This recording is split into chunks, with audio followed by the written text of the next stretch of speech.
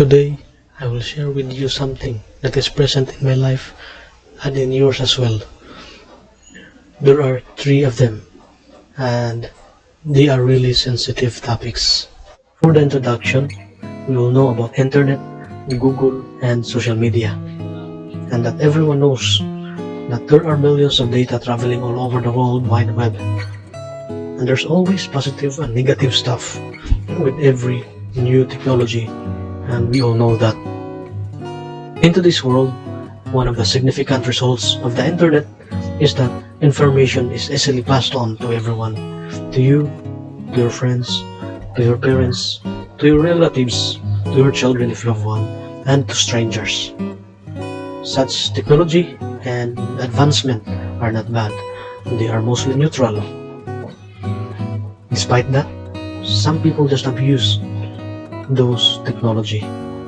Imagine, fake news can now easily be passed on, and on fake news many believe it to be true. Even us, despite being information professionals, can be victims of fake news. They can be hard to identify because spreaders of such news are getting better. What do you think will its effect be on teenagers and children? Everyone here don't have something like this when we were young. There's mostly TV and radio, and children nowadays have access to the internet and it can be unfiltered. Young people now have the internet and social medias. The gadgets were not as advanced as today, but now it is. Aside from that, our data privacy is also threatened by how businesses and other entities use the internet and social media. Hackers can steal your information. Our privacy is removed. All of that relates to the individual's rights to intellectual freedom. What I said is not only important to the common persons, they are important subjects to information professionals as well. And today, my topic is data privacy, intellectual freedom, and fake news. On data privacy, we ask the following questions. What's data privacy? What does the law say? What are examples of personal information? What are the data privacy principles? What are examples of data privacy violations? And how to avoid liability? Let's look at how privacy changed. In the past, what is found within the four corners of your home and within the confidentiality of communication is private. Today, what a person knowingly exposes to the public, even in his own house or office, is not what is private, but what he seeks to preserve as private, even in a public area, is private. According to Leandro Aguirre, Deputy Privacy Commissioner, these four are what data privacy is about. So data privacy is about people, not place. It is a personal choice. It is about control, not secrecy. And it is the right to be left alone. Now let's look at what is the government's influence on data privacy. The Data Privacy Act 2012 and the National Privacy Commission. The law upholds the right to privacy by protecting individual personal information. And the Section 4 of Data Privacy Act of 2012 said that it applies to the processing of all types of personal information. The National Privacy Commission protects individual personal information by regulating the processing of personal information. So the data life cycle starts with the creation and collection, followed by storage and transmission, and then the data will be used and distributed, and on stage 4 it will be retained, and lastly it will be disposed and destroyed. So what is personal information? It is any information, whether recorded in a material form or not, from which the identity of an individual is apparent or can be reasonable and directly ascertained by the entity holding the information, or when put together with other information, would directly and certainly identify an individual. There are some examples of sensitive personal information: demographics, education and health, civil, criminal, or administrative proceedings, unique identifiers, and other classified data by law. There are some definition of terms. Processing. It is any operation of any set of operations performed upon personal data, including but not limited to collection, recording, organization, storage, updating, modification, retrieval, consultation, use, consolidation, blocking, erasure, or destruction of data. PIC, or Personal Information Controller. It is a person who controls the processing of personal data or instructs another to process personal data on its behalf. It excludes a person who processes personal data in connection with his or her personal, family, or household affairs. PIP, or Personal Information Processor. It is any person to whom a PIC may outsource or instruct the processing of personal data pertaining to a data subject. Data subject. It is an individual whose personal, sensitive, personal, or privileged information is processed. This person has several rights: to be informed, to access, to object, to rectify, to erase, to block, right to damages, to data portability, and to file a complaint. Consent. It refers to any freely given, specific, informed indication of will, whereby the data subject agrees to the collection and processing of personal information about and or relating to him or her. Consent shall be evidenced by written, electronic, or recorded means. It may also be given on behalf of the data subject by an agent specifically authorized by the data subject to do so. For emphasis, in consent, the data subject agrees to the collection and processing. It means that it is freely given, it is specific, and it is an informed indication of will. So, consent should also be evidenced by written, electronic, or recorded means.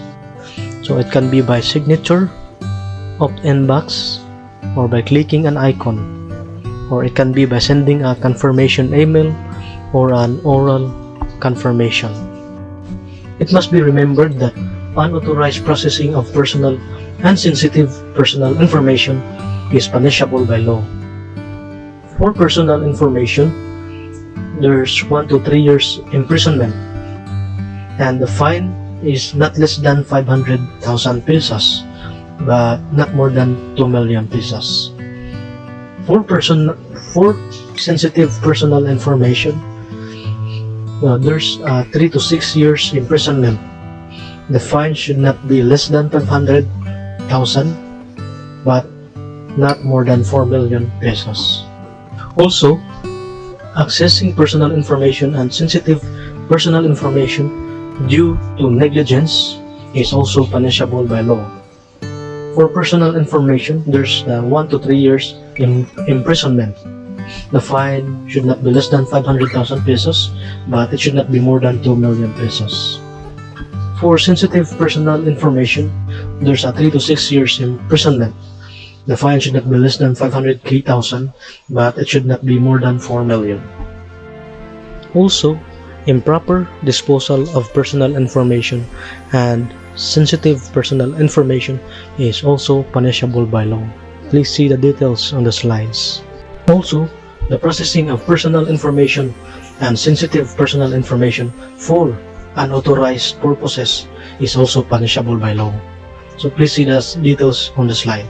Lastly, here are the other activities that are punishable by law: unauthorized access or intentional breach, concealment of security breaches involving sensitive personal information, and unauthorized disclosure.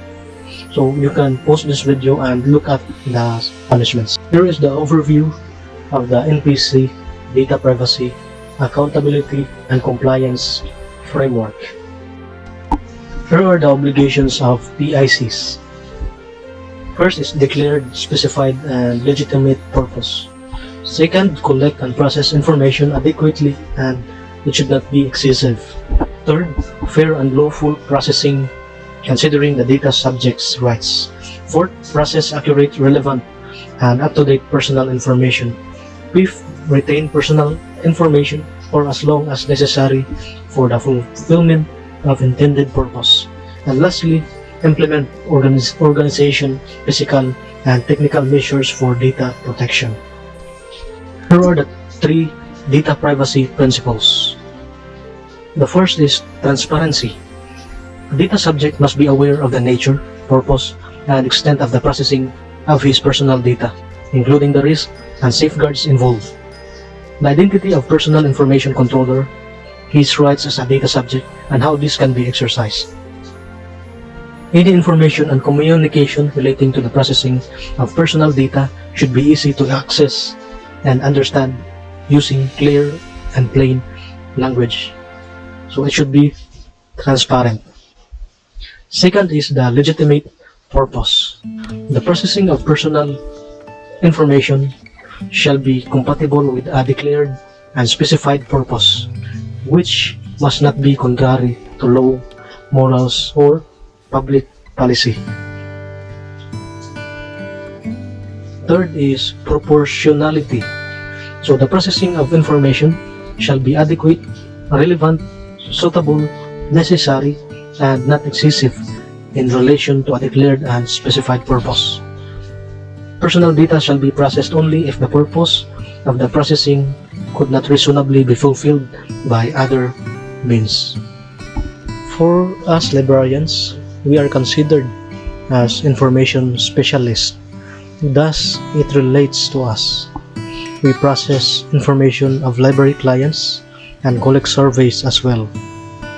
Also, data privacy matters to us in a lot of ways, both in a personal and professional setting. Here are 7 internet safety tips for everyone. Number 1. Don't give out personal information. Avoid online phishing attempts by keeping your personal information private. Don't give out your phone number, social security information, or banking information to someone you don't know. Number 2. Create complex passwords.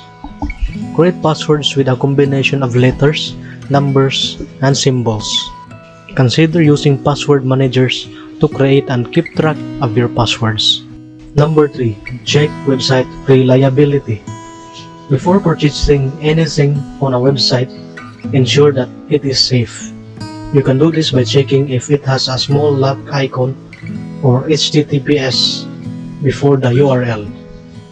The S in HTTPS stands for secure, and the lock means it's confirmed as a safe site by your browser. Number 4.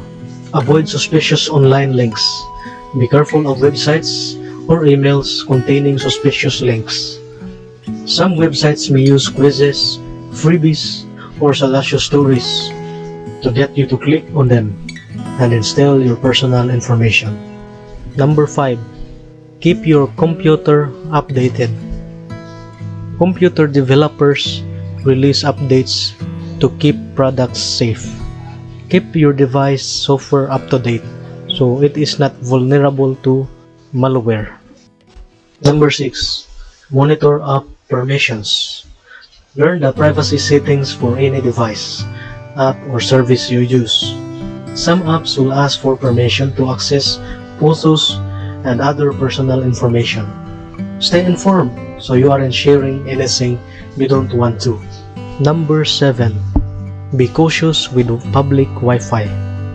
Be careful when you use public Wi-Fi. When accessing public networks, anyone can use unsecured networks to distribute malware and access private information. The next topic is intellectual freedom. It relates to when you say that I have the right to seek and receive information. Definition of terms. Intellectual freedom is the right of every individual to both seek and receive information from all points of view without restriction. It provides for free access to all expressions of ideas, through which any and all sides of a question, cause, or movement may be explored. Intellectual freedom encompasses the freedom to hold, receive, and disseminate ideas. Censorship is the prohibition of the production, distribution, circulation, or display of a work by a governing authority on grounds that it contains objectionable or dangerous material.